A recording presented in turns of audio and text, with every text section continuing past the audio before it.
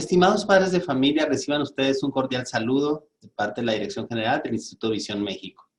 Este día tendremos nuestra cuarta entrega del devocional Coronavirus y Cristo, escrito por el pastor John Piper.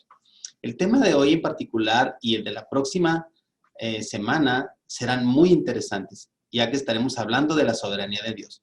Entonces, vamos el día de hoy a compartir y vamos a orar para que Dios nos dé mucha gracia al hacer este devocional. Señor, te pedimos en esta mañana que nos des gracia y favor para poder entender lo que tú nos quieres hablar a través de tu palabra, Señor, sobre esta condición en la que nos encontramos, sobre esta pandemia. Ayúdanos a confiar en ti y a abrir nuestro corazón y ser receptivos a lo que tú quieres hablar a nuestras vidas. En el nombre de Cristo Jesús. Amén. Muy bien, padres de familia.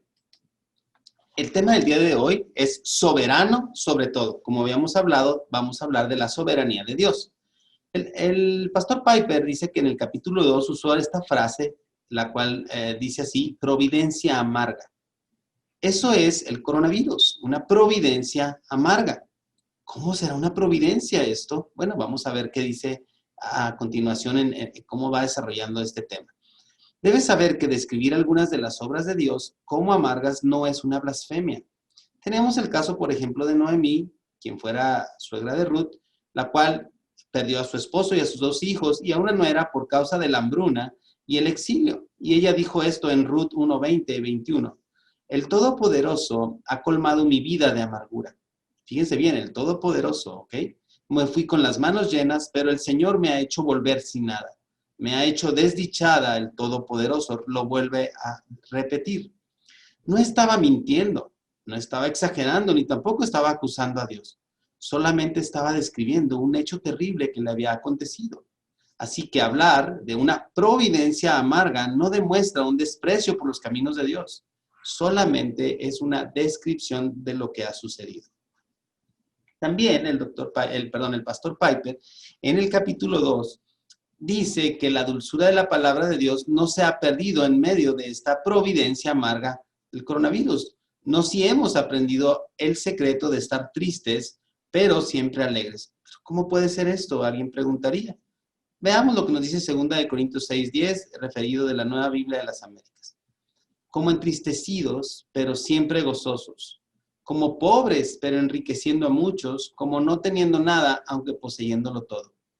Este versículo en especial es muy relevante, ya que está hablando de que tendremos diferentes circunstancias a las cuales nos vamos a enfrentar, ¿verdad? Vamos a tener gozo, tristeza, a lo mejor vamos a tener abundancia, a veces no, también vamos a veces poseerlo todo y a veces nada. Sin embargo, nosotros tenemos siempre que estar confiando en el Señor. Dios hace lo que quiere, padres de familia. El pastor Piper dice que el objetivo en este capítulo y en el que viene es mostrar que Dios gobierna sobre todo, repito, gobierna sobre todo, pero no solamente gobierna sobre todo, sino que es infinitamente sabio, o sea, que lo hace correctamente. Dios es soberano sobre el coronavirus. Además, el pastor Piper quiere demostrar que esto es una buena noticia. De hecho, es el secreto para experimentar la dulzura de Dios en medio de su providencia amarga. ¿Cuál es este secreto? Bueno, vamos a ver qué nos dice en las siguientes diapositivas. Decir que Dios gobierna sobre todo significa que Él, o sea, Dios, es soberano. Su soberanía implica que Él puede hacer y de hecho hace todo lo que quiere y decide hacer. Fíjense bien, Él puede hacer y hace todo lo que quiere y decide hacer. Digo, y decide porque Dios, en cierto sentido, desea cosas que no realiza. Puede expresar deseos que él mismo decide no llevar a cabo. En ese sentido, no lo decide. Él mismo no deja que ese deseo pase al nivel de la realización. Fíjense bien lo que dice Lamentaciones 3, 32 y 33. Antes bien, si aflige, también se compadecerá según su gran misericordia, porque él no castiga por gusto ni aflige a los hijos de los hombres. Dios efectivamente aflige al hombre, pero no porque se goce en hacerlo, sino aquí dice porque es necesario, ¿verdad? Según su misericordia, o sea, es necesario para nosotros entender algunas cosas. Es como cuando tú tienes que traer disciplina a tu hijo para corregir una mala acción. Tú no lo haces porque lo odias, lo haces porque quieres ayudarle que no lo vuelva a hacer.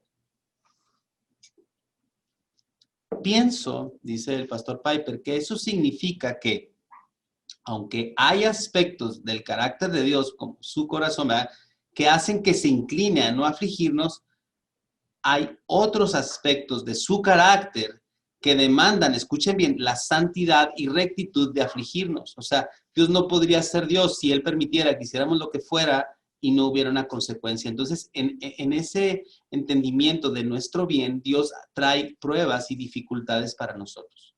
Dios no es indeciso, ¿verdad? Hay una belleza, hay una coherencia perfecta en la forma en que cooperan todos sus atributos. Repito, una belleza y coherencia perfecta en la forma en que cooperan todos sus atributos. Lo estuvimos viendo la clase pasada. Pero Dios también es complejo.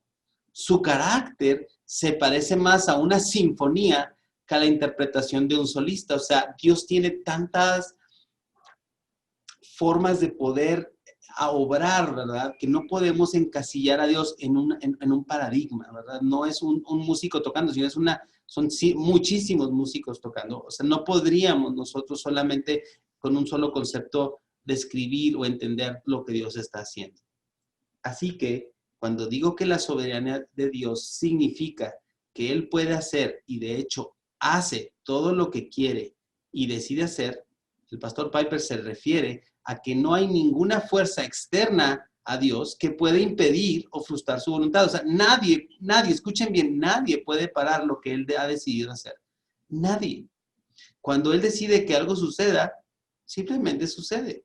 O para decirlo de otra forma, todo sucede porque Dios quiere que suceda. ¿Ok? Aún las cosas que digas, ¿eso lo permitió Dios? Claro que Dios lo permitió. Leamos lo que dice Isaías 46, 9 y 10. Dice así, acuérdense de las cosas anteriores ya pasadas, porque yo soy Dios y no hay otro.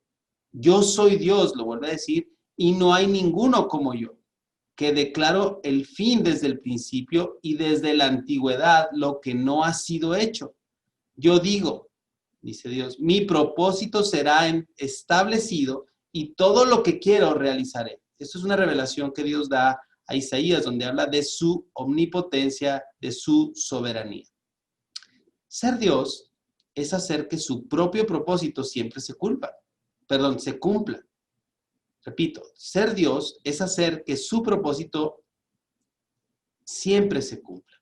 Dios no solo declara los eventos futuros que sucederán, sino que hace que sucedan. O sea, Él dice, esto va a pasar, pero aparte con su poder hace que eso se lleve a cabo. La experiencia dura de Job le enseñó lo que esto significa. En Job 42:2, Job declara, yo sé bien que tú lo puedes todo, que no es posible frustrar ninguno de tus planes. No es posible frustrar ninguno de tus planes. Job había entendido esto. Efesios 1:11 nos dice lo siguiente. También en él hemos obtenido herencia, habiendo sido predestinados según el propósito, escuchen, de aquel que obra todas las cosas conforme al consejo de su voluntad. Dios ha hecho todas las cosas conforme a su propio designio, ¿verdad? Aquí dice todas las cosas, no algunas cosas, y conforme al designio de su voluntad, no conforme a la voluntad o las fuerzas de cosas externas a él. No es momento para ver a Dios de una forma sentimental. Mucha gente cree que es más emocional Dios en su forma de obrar que aparte en su esencia, ¿verdad? O sea, Dios obra de acuerdo a lo que Él es. Entonces, por lo tanto, el coronavirus, padres, fue enviado por Dios. ¿Cómo te atreves a decir esto? Pues sí, porque todo lo permite. Esto no es un buen momento para ver a Dios de formas sentimentales. Estamos pasando por una temporada amarga, toda la humanidad. Dios la decretó, Dios la gobierna. Escuchen bien, no solamente la decreta, sino que la gobierna, pero también Él la va a terminar. ¿Cuándo? Cuando Él considere correcto. Cada parte de esta situación sucede por la influencia de Dios. La vida y la muerte están en sus manos. Fíjense bien, Job no pecó con sus labios cuando dijo, esto lo encontramos en Juan 1:21, desnudo salí del vientre de mi madre y desnudo he de partir. El Señor ha dado, el Señor ha quitado. Bendito sea el nombre del Señor. Fíjense bien, el Señor dio y el Señor quitó. El Señor se llevó a los 10 hijos de Job en un solo evento. Si ustedes recuerdan esta historia, Job tenía muchos camellos, tenía bueyes, tenía ovejas, tenía 10 hijos y en un solo día perdió todo eso. ¿Ok?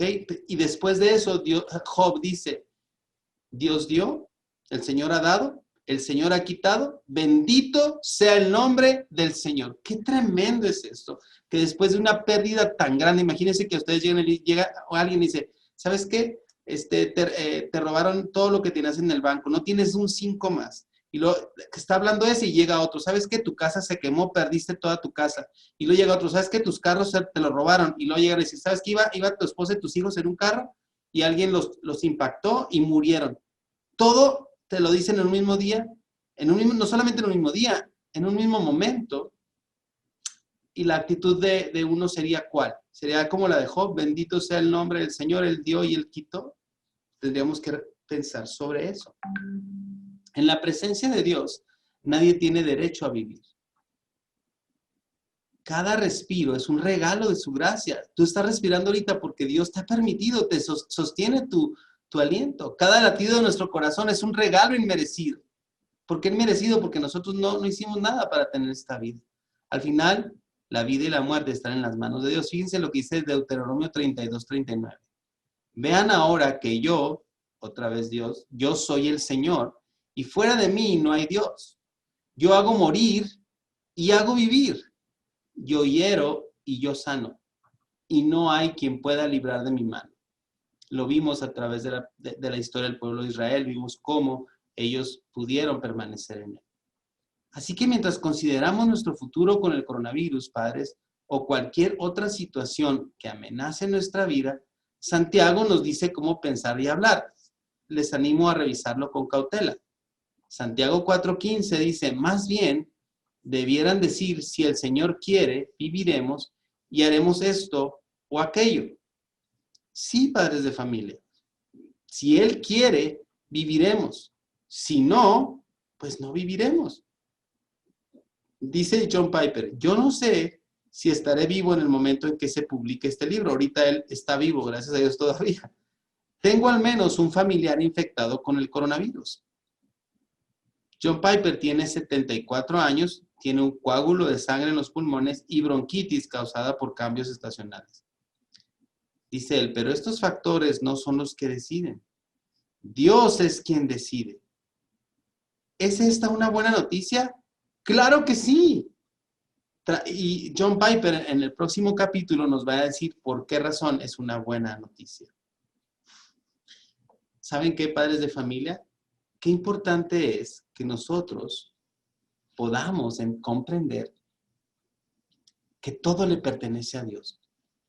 Muchas personas creen que Dios se ha olvidado de ellas porque están padeciendo el coronavirus. Muchas personas creen que Dios es malo porque Él ha permitido todas estas cosas, que todas estas cosas sucedan. Dios tiene en sus manos su vida, mi vida. Dios tiene en sus manos el coronavirus. Dios tiene en sus manos cuándo esto terminará. Dios tiene en sus manos la cura, si es que habrá una cura permanente o no de esto. Lo que importa no es si se acaba o no, si me contagio o no. Lo que importa es que yo entienda en este día que todo lo que yo tengo, lo que yo soy, proviene de Dios. Él me lo ha dado en gracia. Él lo ha derramado a mi vida porque a Él le ha placido. Usted y yo somos bendecidos porque estamos respirando. Usted y yo somos bendecidos porque tenemos todo lo que necesitamos. ¿Qué no tenemos? Las comodidades que teníamos probablemente previo a la pandemia. El podernos relacionar con otros, el salir, el disfrutar momentos juntos. Todas estas cosas que se han quitado, de una manera de la noche a la mañana, ¿verdad? Ahora con esta parte de la pandemia. Sin embargo, nuestro gozo no es lo que yo convivo, de la forma en la que yo convivo con los otros. Mi gozo no tiene nada que ver con la forma en la que yo estoy siendo o me dirijo con los demás, sino mi gozo está en que Dios tiene mi vida en sus manos y yo moriré el día que Dios ha destinado para mí morir, ni antes ni después. Y eso nos debe dar paz porque Él es soberano sobre todo. La soberanía de Dios es como preguntar, ¿cuántos creen que Dios es soberano? Y todos, yo creo que Dios es soberano. Muy bien. Y cuando viene el problema, ¿por qué Dios? Entonces creemos que Dios es soberano o no. En una ocasión hice un ejercicio que yo también vi a su vez de otra persona que decía, ¿cuántos quieren ir al cielo y estar con Dios? Todos levantaron la mano. Y le preguntaron, ¿cuántos se quieren ir hoy? Nadie levantó la mano, ¿verdad? Nadie se quiere morir, pero todos quieren ir al cielo. ¿Cuándo moriremos? No sabemos. ¿Nos infectaremos? No sabemos. Pero lo que sí sabemos es que Dios nos sostiene. Padres de familia, les animo a estudiar, meditar y escudriñar las escrituras incluidas en este devocional. Ustedes tendrán acceso a través, obviamente, de las diapositivas, todas están grabadas en este material. Y de nueva cuenta, nos reiteramos a sus órdenes para cualquier duda, cualquier comentario que ustedes tengan a bien hacernos. Si ustedes quieren saber más de Jesús, cómo tener una relación con Jesús, estamos para servirles. Que el Señor les bendiga y que tengan ustedes un excelente día. Cuídense mucho. Bye, hasta luego.